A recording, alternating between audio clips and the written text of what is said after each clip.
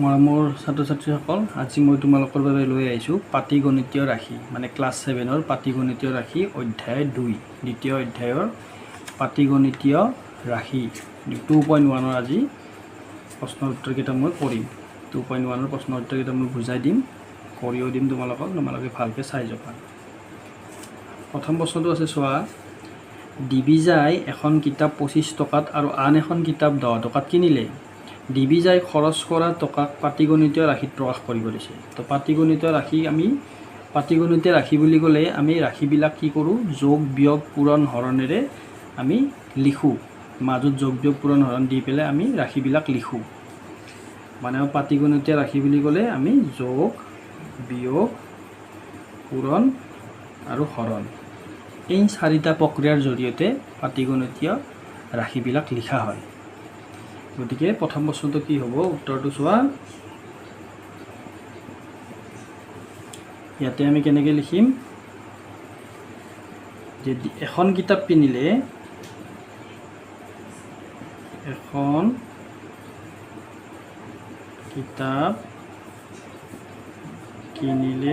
সমান 25 টকা।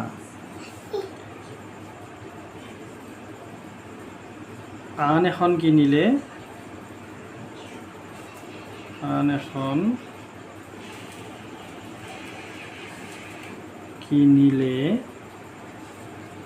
সমান 10 টকা।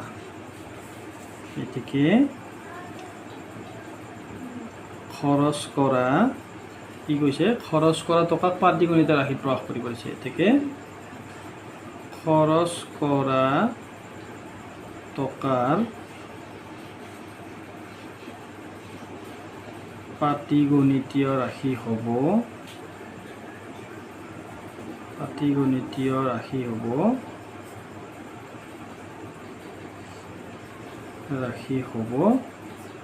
সমান কি হ'ব, চোৱা।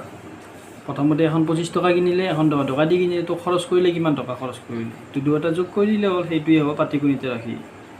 25 যোগ 10 এইটো হ'ব। পিছে বুজি পাইছা? নেক্সট চোৱা, 2 নম্বৰটো চোৱা। ৰুণজুনৰ হাতত থকা 20 টকাৰ পৰা ভায়েকক 7 টকা দিলে।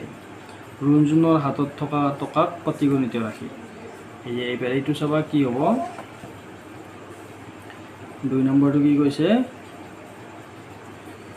ৰুণজুনৰ হাতত কিমান আছিলে, ৰুণজুনৰ হাতত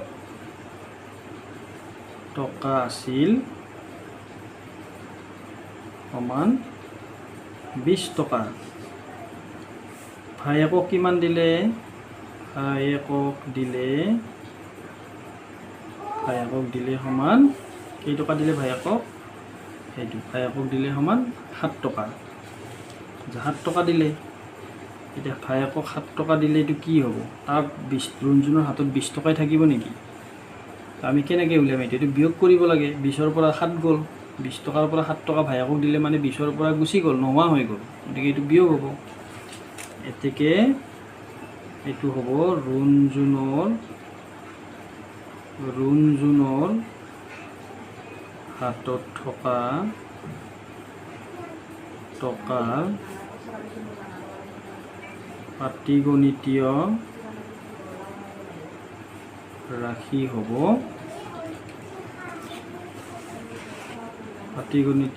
হ'ব সমান 20 বিয়োগ 7।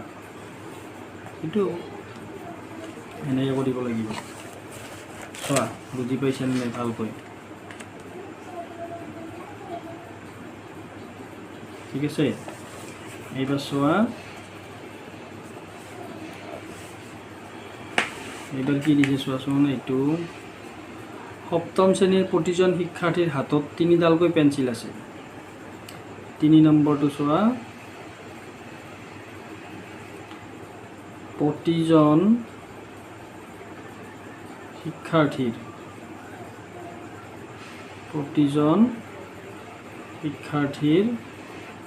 হাতত পেঞ্চিল আছে সমান 3ডাল। তিনিডাল। শিক্ষাৰ্থীৰ সংখ্যা কিমান? শ্ৰেণীত থকা 15জন শিক্ষাৰ্থীৰ হাতত কিমান পেঞ্চিল পাটিগণিত? মুঠ শিক্ষাৰ্থীৰ সংখ্যা কিমান আছে? মুঠ শিক্ষাৰ্থীৰ সংখ্যা সমান 15জন। এতেকে পাটিগণিতীয় ৰাশিটো হ'ব কি?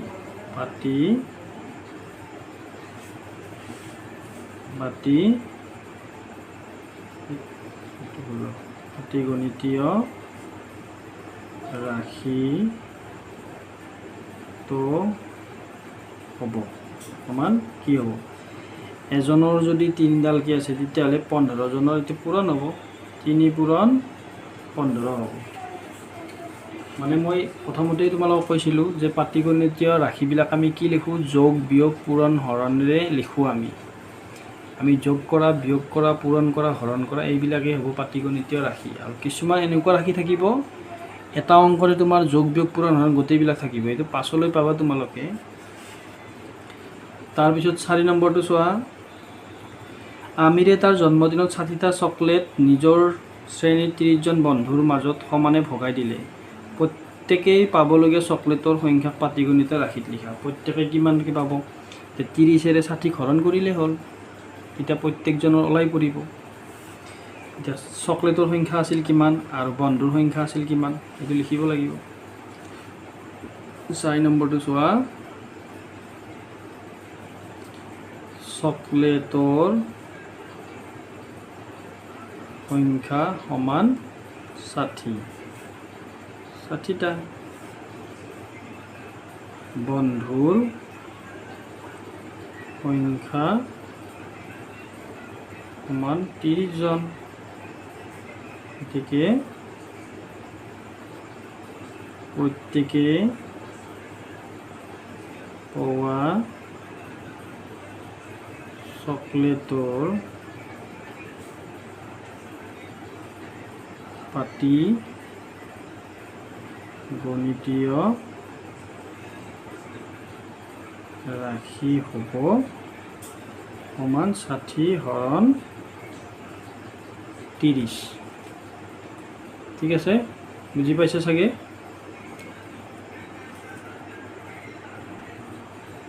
তাৰপিছত চোৱা, তোমালোকৰ কাৰণে আনিছোঁ 2.2টো একেবাৰে আজিয়ে কৰি দিওঁ। খালী ঠাই পূৰ কৰিব দিছে। চোৱা, এইটো 6 + 5 সমান চিন আছে আৰু ইয়াতে ডেছ আছে, ইনটু 1 আছে, মানে 6 পাছে কিমান হ'ব? 11 হ'ব। যোগ কৰিলে 11 হ'ব। আৰু সমান চিন মানে কি? সমান চিনৰ বাওঁফালে থকাখিনিৰ যিটো তোমাৰ মূল্য ওলাব বা মান ওলাব এইখিনি যোগ কৰিলে আৰু সেইখিনি পূৰণ কৰিলেও একেই মান হ'ব লাগিব, তেতিয়াহে আমি সমান হোৱা বুলি বুজাম।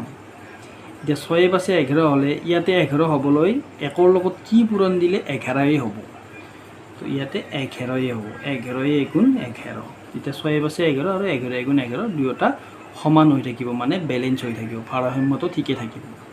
এতিয়া সমান চিনৰ কামটোৱে সেইটো, মানে বাওঁফাল আৰু সোঁফাল দুয়োটা সমান হৈ থাকিব থকাটোৱে বুজাইছে তাৰমানে সমান চিন মানে। ঠিক তেনেকৈ এইটো চোৱা, এইটো চিনটো তোমালোকে জানা চাগে, এইটো গ্ৰেটাৰ দেন বুলি কয়, মানে এইটো ডাঙৰ বুজায়। আৰু এটা এনেকৈ থাকে, ওলট পালটকৈ থাকে।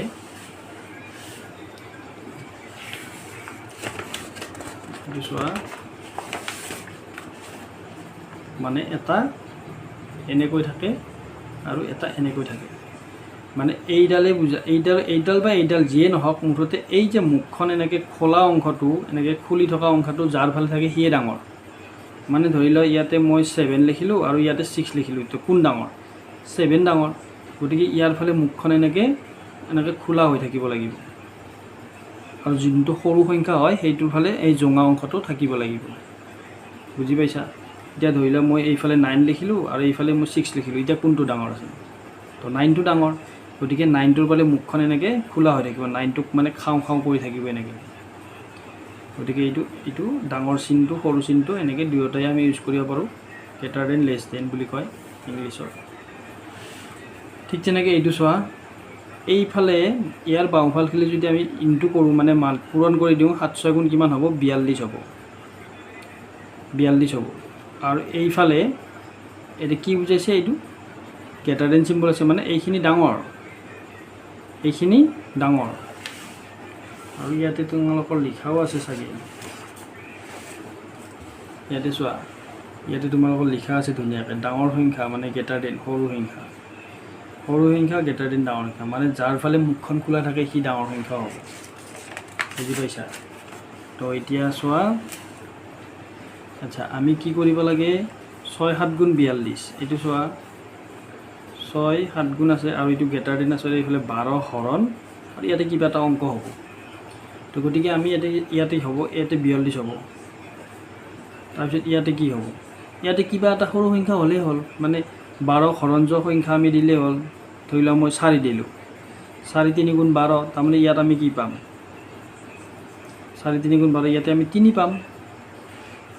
পাম তেতিয়াতো ই ডাঙৰ হৈ থাকিব ন তেতিয়া এই বিপৰীতটো ডাঙৰ হৈ থাকিব গতিকে আমি ইয়াতে কি দিব লাগিব 3 বা 4 বা 6 মানে 12 হৰণযোগ সংখ্যা কিবা এটা দিলে হ'ল মই 4 দিলোঁ যেনিবা 4 দিলোঁ এতিয়া মিলি থাকিব এবাৰ এইটো চোৱা এইফালে চোৱা 6 দি 42 হৰণ কৰিছে 6 দি 42 হৰণ কৰিলে কি পাম 7 পাম এতিয়া 7টো কিন্তু ডাঙৰ হ'ব লাগিব এতিয়া 7টো যদি ডাঙৰ হয় তেতিয়াহ'লে নিশ্চয় ইয়াতে এটা এনেকুৱা সংখ্যা বহুৱা যাৰ পৰা 10টো বিয়োগ কৰিলে এই 7তকৈ সৰু হ'ব লাগিব কাৰণ এইটো চিনটো চোৱা চিনটো সেইফালে আছে 7টো ডাঙৰ হৈ দেখাই আছে ইয়াতে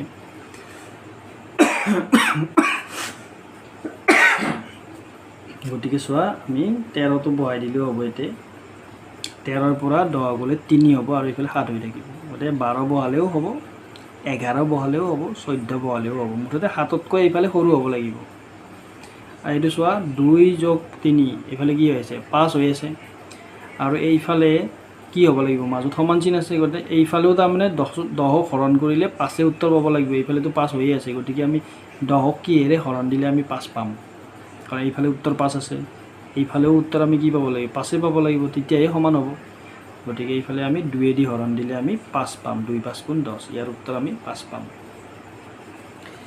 এইবাৰ এইটো চোৱা তলৰ পাটিগণিত ৰাশিবোৰৰ তুলনাবোৰ শুদ্ধ নে অশুদ্ধ ক'ব দিছে জাষ্ট তোমালোকে শুদ্ধবিলাক লিখি ল'ব পাৰিবা এইটো চোৱা এইফালে কিমান হ'ব 15 আৰু এইফালে কিমান হ'ব 7 8 15 তো এইটো দুয়োফালে ঠিকে আছে সমান চিন আছে এইফালেও 15 পাইছোঁ এইফালেও 15 পাইছোঁ দুয়োফালে সমান আছে গতিকে এইটো শুদ্ধ এইটো চোৱা 7 2 গুণ 14 আৰু এইফালে 3 6 গুণ 18 মানে এইটো উত্তৰটো আমি কি পালোঁ এইফালে পালোঁ আমি 14 আৰু চিম্বলটো আছে তোমাৰ লেছ দেন আৰু এইফালে 3 দি 18 হৰণ কৰিলে আমি কি পাম 6 পাম মানে ইয়াতে 6টো ডাঙৰ বুলি দেখাই আছে 6টো ডাঙৰ দেখায় 6টো ডাঙৰ জানো নহয় 14টো এই ডাঙৰ গতিকে এইটো ভুল কৈছে গতিকে এইটো হ'ব ভুল এইটো চোৱা 6 দি 37 হৰণ কৰিলে কিমান পাম 6 পাম আৰু এইফালে 9 পাছে 14 তো 14টো ডাঙৰ দেখাই আছে এইটো ডাঙৰ চিম মুখখন এইফালে খোলা আছে তো ইয়াতে 6 ইয়াতে 14 হ'ব গতিকে এইটো শুদ্ধ হ'ব এবাৰ এইটো চোৱা 25ৰ পৰা 5 গ'লে 20 আৰু এইটো 10 10 20 এইটো ঠিকে আছে এইটো সমান চিন আছে মাজত গতিকে এইটো শুদ্ধ এবাৰ এইটো চোৱা 7 যোগ 13 কিমান হ'ব 20 হ'ব আৰু এইটো 8 4 12 হ'ব আৰু চিনটো কিন্তু এইফালে ডাঙৰ দেখাই আছে মানে ই ডাঙৰ এই ইয়াত আছে 12 ইয়াতে হ'ব তোমাৰ 12